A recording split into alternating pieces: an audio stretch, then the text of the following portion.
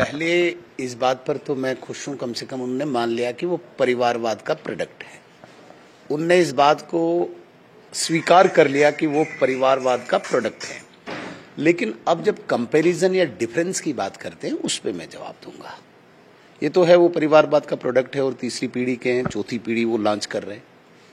परिवारवाद होता क्या है? जैसे मैं आपसे ही सवाल पूछता हूं, हमारे राष्ट्रीय अध्यक्ष इस वक्त जगत प्रकाश नड्डा जी हैं। क्या कोई मीडिया वाला या आम सामान्य व्यक्ति हमें ये बोल सकता है कि हमारा नेक्स्ट प्रेसिडेंट कौन होगा? पार्टी जिनसे चलती है नहीं बोल सकता है ना। उमर अब्दुल्ला का आप किसी को भी पूछें उसकी पार्टी का अध्यक्ष अगला कौन होगा, सीधे कहेगा उसी परिवार से निकला हुआ व्यक्ति, उसका बेटा, उसकी बेटी, यही होगा ना। चीफ मिनिस्टर कौन होगा? अब्दुल्ला फैमिली से।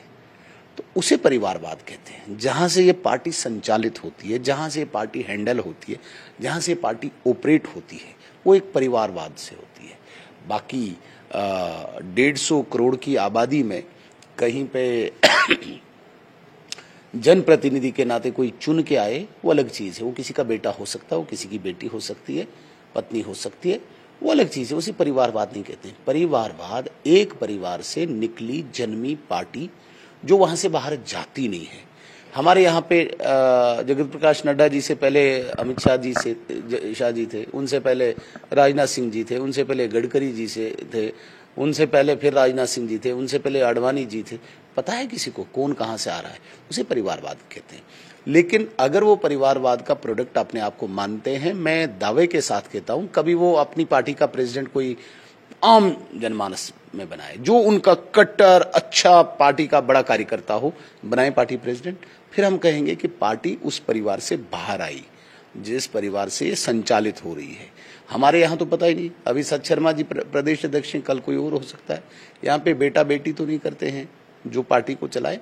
इसलिए परिवारवाद की परिभाषा को, परिवारवाद की डेफिनेशन को पहले समझना होगा, और जब वो कंपेयर करें तो कंपेयर पार्टी का करें। अगर नेशनल कॉन्फ्रेंस पार्टी है, वो ऑपरेट कहां से हो रही है, वो हैंडल कहां से हो रही है। इतने लोग हैं नेशनल कॉन्फ्रेंस में जिन्होंने अपनी जिंदगी दी है, इनसे बड़े बड़े एक्सपीरियंस्ड लोग हैं। ऐसा नहीं कि उमर अब्दुल्ला साहब के पास कोई एक्सपीरियंस या मेरिटोरियस है। इनके पास एक मेरिट है, ये अब्दुल्ला खानदान के शहजादे, इसके अतिरिक्त इनके पास कोई मेरिट नहीं है। इनके पास बड़े स्टॉलवर्ड्स रहे, राथर साहब, सागर साहब, उड़ी साहब, पता नहीं कौन से साहब। दे जरा पार्टी किसी वक्त उनके हाथ में, चलाएं पार्टी नहीं। वो सारे इनके पीछे पीछे चलने चाहिए। ये होता है। हमारे यहाँ कुछ नहीं पता है। आज जिस पद पे आप हो, कल किसके पीछे चलना पड़े। यहाँ पे आम व्यक्ति जिसमें वो कौशल हो, जिसमें वो टैलेंट हो, जिसमें वो जो व्यवहारिक हो, जिसमें वो सलाहियत हो, जिसमें वो काबिलियत हो, वो पार्टी के शीर्ष पद पे बैठ सकता है। लेकिन नेशनल कॉन्फ्रेंस में पार्टी के प्रथम स्थान पे, शीर्ष पद पे अब्दुल्ला परिवार के अलावा कोई बैठ नहीं सकता है। परिवारवाद पर आपने बात की, अपनी सफाई दी। दूसरी बात जो इम्पोर्टेंट बात है वो है फारूक अब्दुल्ला का स्टेटमेंट। वो कहते हैं कि जो एलजी है वो फाइलों पे बैठे हुए हैं, काम नहीं करने देते हैं। और उमर अब्दुल्ला भी ये कहते हैं कि उस तरह से हमें काम नहीं करने दिया जा रहा है जिस तरह से काम होना चाहिए। हमें फ्रीडम नहीं है, हमें हमारे पावर्स इतने नहीं हैं जितने होने चाहिए। फारूक अब्दुल्ला ये कहते हैं कि फाइलों पे बैठे हुए हैं एलजी और काम नहीं हो रहा। सबसे पहले मैं इस बात को स्पष्ट करता हूं, मैं कोई राजभवन का प्रवक्ता नहीं कि मैं फाइल्स के बारे में बोलूं। उनकी फाइलें कहाँ हैं कहाँ नहीं, वो जाने, राजभवन जाने। मैं एक ही बात कहता हूं, ये स्टेटहुड नहीं मांग रहे हैं, ये पावर नहीं मांग रहे हैं, ये खोई हुई बादशाहत मांगते हैं। फारूक अब्दुल्ला साहब बड़े बादशाह हैं, उमर अब्दुल्ला साहब छोटे बादशाह, शहजादा। और शहजादा जिस बैकग्राउंड से आया है, उसे कतई भी इस बात को वो स्वीकार नहीं करेगा कि इस प्रकार की मुझे यूनियन टेरिटरी चाहिए।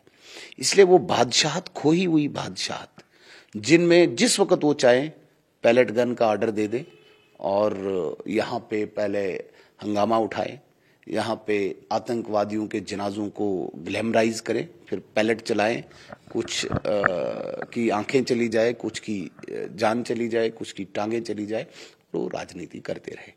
वो अब बंद हो चुका है, क्योंकि आदरणीय अमित शाह जी ने जब से इस जम्मू कश्मीर की बागडोर संभाली है in terms of law and order, तब से वो चीजें नहीं चलती है। जो लॉ एंड ऑर्डर को अपने हाथ में लेगा उसे जेल पहुंचा दिया जाएगा, उसे अपनी जगह पहुंचा दिया जाएगा। ये वो नहीं करते थे, क्योंकि इनको क्रिमिनल, आतंकवादी, टेररिस्ट, इनसे कोई लेना देना नहीं था। ये लगे होते थे दूसरे ही जो इनकी पार्टी के विरुद्ध हैं, जो यहाँ पे थोड़ा सा भी अपना नाम कमा रहे हैं, उनके पीछे लगे होते थे। उस सारी चीजों के लिए इनके जो टूल्स होते थे वो टूल्स आजकल नहीं है। पैलेट गन इनके पास नहीं है, पीएसए इनके पास नहीं है, ये चीजें नहीं है जो आम जम्मू कश्मीर के सामान्य व्यक्ति को एक डरा धमका के इन्हीं के पास रखता था। इसलिए फारूक अब्दुल्ला साहब जो बड़े बादशाह हैं और उमर अब्दुल्ला साहब जो छोटे बादशाह हैं, जिन्हें हम शहजादा भी कहेंगे, वो अपनी खोई हुई बादशाहत को स्टेटहुड के रूप में देख रहे हैं, वापस चाहते हैं। वो कहते हैं उमर अब्दुल्ला। अब तीसरी बात पे जो मैंने उनसे जब इंटरव्यू किया था, उनसे मैंने पूछा था कि जो बीजेपी है या अपोजिशन पार्टीज हैं वो ये कह रही हैं कि आप कोई काम नहीं कर पा रहे हैं, आप फेलियर हैं 1 साल से। तो उन्होंने ये कहा कि देखिए मुझे 5 साल का मैंडेट है, बेचैन सिर्फ अपोजिशन है, वो तो होंगे ही, लेकिन लोगों को मैं ये कह रहा हूँ कि मेरे 1 साल में मैंने ये किया है, थोड़ा बहुत तो किया है, लेकिन बाकी काम जो है वो मैं करूँगा। उसमें उन्होंने डिलीवरी रूम का भी कहा, मुझे पता है उसका हमें अधूरा काम है वो करना है। बहुत सारी चीज़ें जो है वो हम 1 साल में नहीं बल्कि 5 साल में पूरा करके। बिल्कुल, पूरे 5 साल उनको दिए हमने और इंतजार कर रहे हैं। दूसरा साल चल रहा है, 2029 तक ही उनका कार्यकाल है। मानते हैं कि उनको अभी वो परिस्थितियां नहीं बनी कि वो कुछ कर पाए। पहला प्रश्न मेरा न्यूज़ 18 के माध्यम से, समीर जी के माध्यम से, मुझे वो सूची एक दे दे या जनता को दिखाए जिस सूची में ये हो कि उन्होंने कोई काम किया हो। काम ये सारे एलजी के प्रशासन ने उठाए हुए हैं, उनकी कंप्लीशन पे जाके रिबन काट रहे हैं। इनका किया हुआ काम अभी कुछ नहीं है। हाँ, 1-2 काम इनने अच्छे किए, बड़े काम किए, बहुत बड़े बड़े काम, जिससे नेशनल कॉन्फ्रेंस की खोई हुई साख्त वापस आ गई। क्योंकि पिछले 5-6 साल यहाँ पे सरकार नहीं थी तो साख्त खोई थी उन चीज़ों में। वो बड़ा काम किया इन्होंने, घोटाला किया, बहुत बड़ा स्कैम किया, करप्शन की। उसके लिए पूरी ताकत है, पूरी पावर है, उसके लिए स्टेटहुड की आवश्यकता नहीं इनको, याद रखना। एक सैंपल के नाते एक ही डिवीजन को लिया गया जहाँ पे सैकड़ों टेंडर्स हुए हैं, फ्रॉड हुए हैं, काम चल रहे हैं, और ऐसे तमाम जम्मू कश्मीर के डिवीजन्स में कितने स्कैंडल्स होंगे वो आएंगे। माइनिंग, उसमें जितने फ्रॉड हुए हैं ये उमर अब्दुल्ला साहब ने किए, इसमें कोई शक नहीं। ये काम उनके दौरान हुए और इसमें उनको स्टेटहुड लाने की जरूरत नहीं पड़ी। जब अपनी गाड़ियां खरीदनी थी उसके लिए भी कोई स्टेटहुड की आवश्यकता उनको नहीं पड़ी। तो मेरे कहने का मतलब है, जिन 5 सालों का वो हवाला दे रहे हैं कि 5 साल में वो बाकी काम करेंगे, चाहे डेली वेजर का करेंगे, दूसरे का करेंगे, तो 5 साल वेट करना था। करप्शन पहले ही साल क्यों की? करप्शन का बहुत बड़ा स्कैम पहले ही साल सामने क्यों आया? ये भी तो उनसे प्रश्न करो ना।